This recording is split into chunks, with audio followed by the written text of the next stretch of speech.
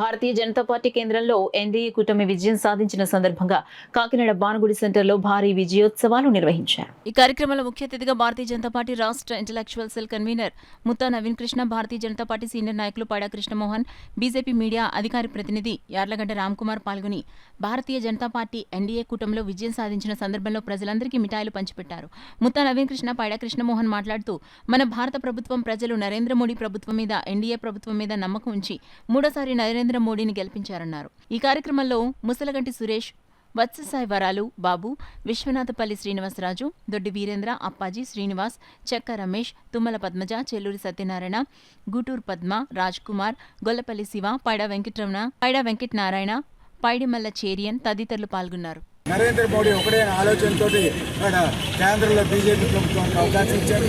అలాగే రాష్ట్రంలో చూస్తే రాష్ట్రంలో కూడా ఎన్డీఏ కూటమి అధికారంలోకి వచ్చింది. రాష్ట్రంలో కూడా ఈ యొక్క రాక్షస నిరంకుశ పాలనని ప్రజలు అత్యంత కసిగా తరిమి కొట్టారని అనిపిస్తున్నది.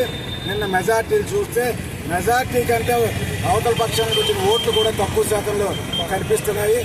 అందరికీ కూడా ఊహించని కనిపించిన అత్యంత గొప్ప విజయాన్ని ఎన్డీఏ కూటమికి ఆంధ్రప్రదేశ్లో కట్టిపెట్టడం సంతోషకరం.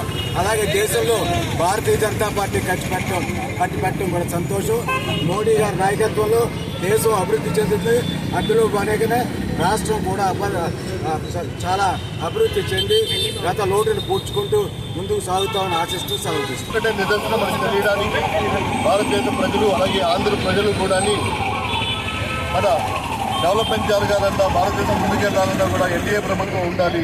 అలాగే ఇక్కడ జగన్ ప్రభుత్వం ఉండకూడదనే ఉద్దేశంతో వాళ్ళు ఒక ఎక్కడా లేని ఏ రాష్ట్రంలోనే జరగనంత సునామీగా వాళ్ళు ఓట్లు వేసి ఈ ఎన్డీఏ ప్రభుత్వాన్ని గెలిపించడం చాలా సంతోషకరము.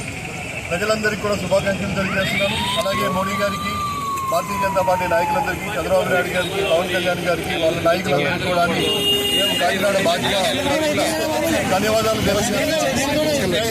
జై భారత్.